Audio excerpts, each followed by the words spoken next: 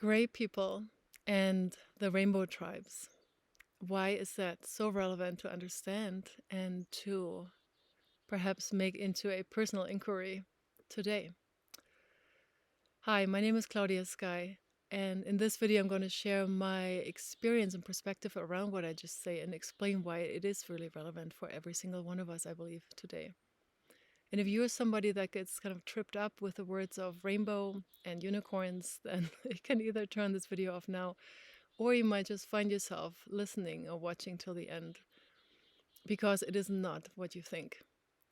So more than 500 years ago, when the conquistadors from Western and Southern Europe arrived at the shores of Central and South America, and this might be true for the North, I just haven't heard that about North America. But what we know is that the natives, the indigenous population, when they saw the white people, they called them the gray ones. Why? Because they could see energy and light. They could still perceive the electromagnetic energy field as well as the light emissions that are natural in a healthy, vibrant human being that was lacking in the people from the West, and that was still normal for them in the Americas. So what does it mean when we are lacking that color of the rainbow light? And by the way, rainbow light, if you might not know this, but our energy centers, the main 7 energy centers that are along our midline, they exhibit the color spectrum of the rainbows. So our root chakra is red, the sacral chakra is orange, the solar plexus area is yellow, the heart chakra is green, the throat chakra is blue, the third eye area is indigo, and then the crown chakra is in purple. So if we were thriving and well in our light body, which also means we are actually very open and connected and in tune with our spiritual aspect, our higher self. The totality of our being is more known to us and more accessible to us. If we had that available, we would exhibit a beautiful, thriving light body and an electromagnetic energy body that connects everything. So there are more aspects to our energy body that connects really the organs with these light centers and they're just different pathways that create our energetic field. And why did we lose that to the degree that we had and still have for most of us? And what would it look like if we still embodied it? Interesting enough, and a lot of, I believe, all of the ancient traditions that had energy cultivation practices, they worked with the energy and light body. I know that personally from Taoist Qigong practices. I've heard that from the Freemasons and other more secret societies. There's a reason why they cultivate these elixir fields and these energy centers and pathways. There's a very good reason, because when we cultivate that, when these fields are strong, we are strong, and we actually have capacities that we've been told are supernatural. They're not, they are natural, and they are quite relevant because they help us not just tap into information that we need from the quantum field, because everything is available when we are healthy in all aspects of our being, not just our physical body, not just our mind and our emotional body, but in those more subtle areas. And we also can self-heal quite easily, as well as co-create our reality consciously. Whereas now most of us are doing it most of the time unconsciously and unskillfully. So why? You might ask, why were we gray and the natives were not? It's a good question, and instead of really going into why, because I think it's quite obvious what the influences were over the hundreds and thousands of years that disconnected us from the truth of our being and brought levels of shadow into our being, generations worth of trauma, and that causing guilt, shame, unworthiness, mistrust, all these lower frequency, dense energy patterns that keep us stuck and less intelligent, because they create a constant level of stress, because now we are having to compete and we're always looking for the next threat And that low level of stress creates a shift in the way our brain works, and we are less intelligent, we're less compassionate. A lot of centers are dimmed down for our survival. So we're constantly in a semi-survival situation. We're so used to it, we might not even be aware of it. But beyond all that, beyond us being less ready to meet life from a place of deep self-knowledge, empowerment, and compassion, beyond that, we are also physically actually less well, and we are definitely less or completely disconnected from our spiritual nature, which happens to be the connection that gives our life meaning and purpose.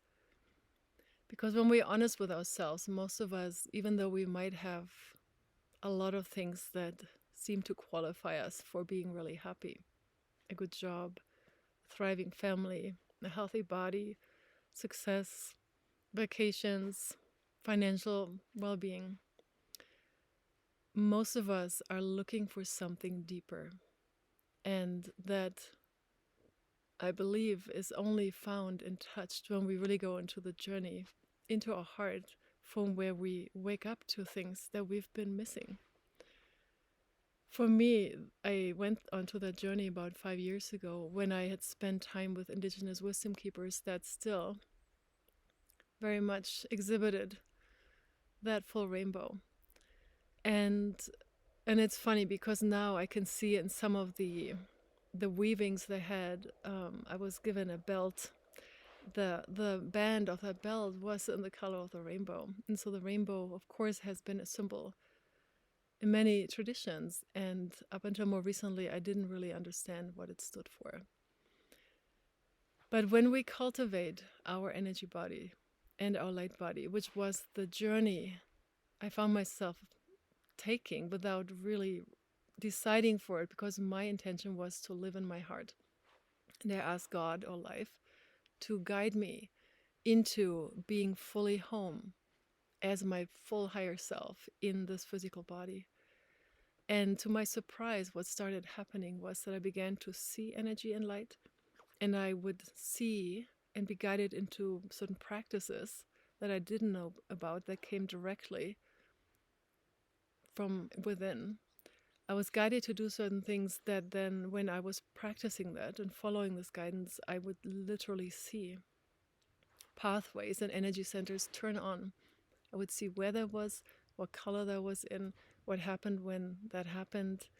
And almost always there was a release of a pattern that you could call a trauma or a memory or something of that nature that was of a denser quality that would be called shadow.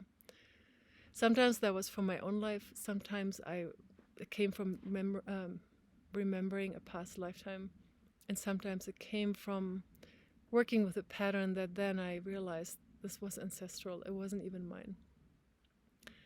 And so as I was following the guidance that came through me, I began to see I began to see the anatomy of my energy body, and often being like, oh my God, I saw that on that painting, or I've heard about that from this tradition. And so things were revealed that I sort of knew about, but then by really just looking within and really committing to this path of soul remembrance, the importance of these light and energy centers became revealed to me. And also what happens when they are not well, when they're dimmed down or not in the location they actually belong, which was true for me both ways. I sometimes literally saw a chakra snapping into my midline that hadn't been for who knows how many years or decades. So I'm sharing this here because from working with people, as it is my job or my work to support others on their journey of really being real with themselves and waking up and stepping into their true selves, their true potential, I see that this is universal. And then about 2 months ago, when I heard somebody say that the natives in the South perceived us as being gray, while themselves they themselves saw themselves still to be of the rainbow colors. A memory came back to me too when I was very, very young, and I still could see colors then, which I lost shortly afterwards. But I was born and raised in East Germany.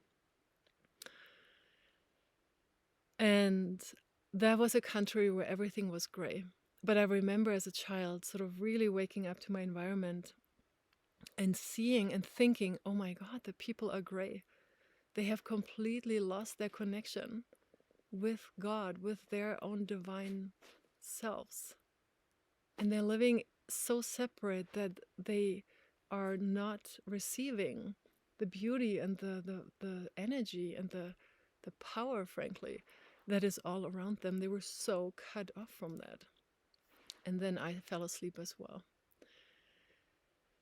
And so instead of asking why and pointing fingers, because that is really just bringing us deeper into a state of victimhood, and we can understand where it came from, of course, it can be helpful to maybe make a choice.